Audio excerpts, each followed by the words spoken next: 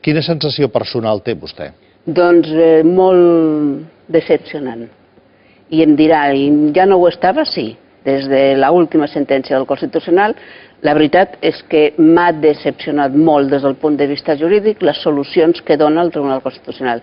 Però, a més, des del punt de vista polític, perquè jo he estat sempre una persona disposada a negociar, convençuda que al final ens entendríem, que allò de l'encaix de Catalunya amb Espanya era possible.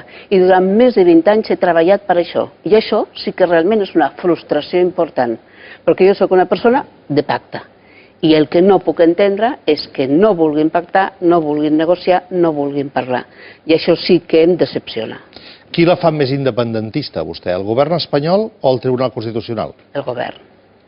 Molt més. Perquè el Tribunal Constitucional és una llàstima que es deixi utilitzar. Però el govern de l'Estat és el que sempre ha intentat fer allò que li interessava amb Catalunya, amb els interessos de Catalunya.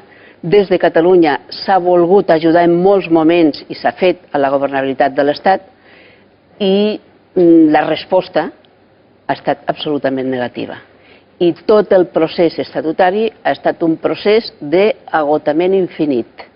I això ens va demostrar a molts que defensàvem el pacte constitucional i que defensàvem la possibilitat d'encaixar amb l'estat espanyol, a veure que potser se'ns havien acabat els arguments. Per tant, per mi, molt pitjor el govern de l'Estat que no pas el Tribunal Constitucional.